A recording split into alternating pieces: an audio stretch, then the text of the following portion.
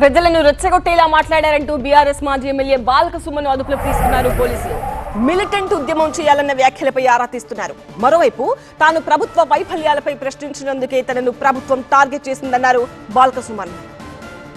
Militant activity చేయాలి, ముచ్చట్లు ఎప్పుడు కాదు, మీటింగ్లు ఎప్పుడు కాదు, సోషల్ మీడియా ప్రెస్ మీట్లకి కాదు, మిలిటెంట్ యాక్టివిటీ చేయాలి.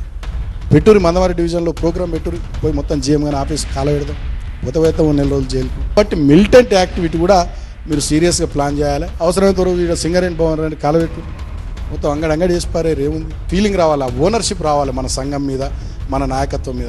బాల్క సుమన్ రెచ్చగొట్టే వ్యాఖ్యలు చేశారంటూ కాంగ్రెస్ నేతలు ఫిర్యాదు చేయడంతో ఆయనపై పలు సెక్షన్ల కింద కేసులు నమోదు చేశారు పోలీసులు. సెక్షన్ 4 పీడీపీపీ యాక్ట్ కింద కూడా కేసు నమోదైంది. మధ్యాహ్నం హైదరాబాద్ తెలంగాణ భవన్ కు వెళ్లిన పోలీసులు ఉద్రిక్తతల మధ్య బాల్క సుమన్ ను అదుపులోకి తీసుకున్నారు.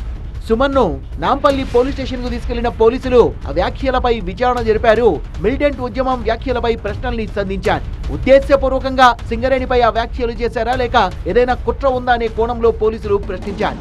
బాల్క సుమన్ పై ఎఫ్ఐఆర్ లో పోలీసులు తీవ్రమైన ఆరోపణలు చేశారు. బాల్క సుమన్ వ్యాఖ్యలు రెచ్చగొట్టేలా, బెదిరించేలా ఉన్నాయన్నారు. మందమరిలోని సింగరేణి జీఎం ఆఫీస్ ని తగులుబెట్టాలని, నాంపల్లి సింగరేణి భవన్ ఆస్తుల్ని ధ్వంసం చేయాలన్నారని ఎఫ్ఐఆర్ లో పేర్కొన్నారు పోలీసులు. హింసాత్మక చర్యలకు పాల్పడేందుకు ఆర్థిక సాయం చేయాలని కొంతమంది యువకులు కోరితే అందుకు సుమన్ అంగీకరించినట్లు పోలీసులు ఆరోపించారు. ఓవరాల్ గా సుమన్ వ్యాఖ్యలు హింసను ప్రేరేపించేలా ఉన్నాయంటున్నారు పోలీసులు. ముందు మీడియాతో మాట్లాడిన బాల్క సుమన్ రాష్ట్ర ప్రభుత్వంపై తీవ్ర విమర్శలు చేశారు. ప్రభుత్వం తనను టార్గెట్ చేసిందన్నారు. మళ్ళీ వాళ్ళ అధికారంలోకి వచ్చినటువంటి కాంగ్రెస్ ప్రభుత్వం మళ్ళీ నన్ను టార్గెట్ చేస్తూ ఉంది.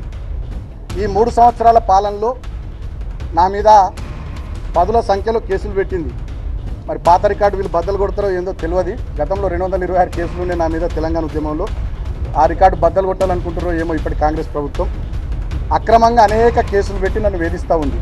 తాను పారిపోయానన్న ఆరోపణల్లో వాస్తవం లేదన్నారు బాల్క సుమన్. సుమన్ పారిపోయింది, అటుపోయింది, ఇటుపోయింది అంటారు. నేను ఎటు పోలే. తెలంగాణ భవన్లో మా పార్టీ యాక్టివిటీ ఉంది, విద్యార్థి భవన్కి సంబంధించినటువంటి మెంబర్షిప్ యాప్ తయారు చేసేది ఉంది. ఆ పనిలో మేము నిమగ్నమైన, మేము ఎటు వారిపోలే. తనపై అక్రమంగా, అన్యాయంగా కేసులు పెట్టారన్నారు బాల్క సుమన్. ఆ పెట్టిన సెక్షన్స్ కూడా మా లీగల్ టీంతో ఇప్పుడు మాట్లాడుకుంటే ఆ ఒక్క సెక్షన్ నాకు అట్రాక్ట్ కాదు. 326G కానీ ఇతర అనేక సెక్షన్స్ అన్యాయంగా పెట్టారు. అంటే ఏంది దీని ఉద్దేశం?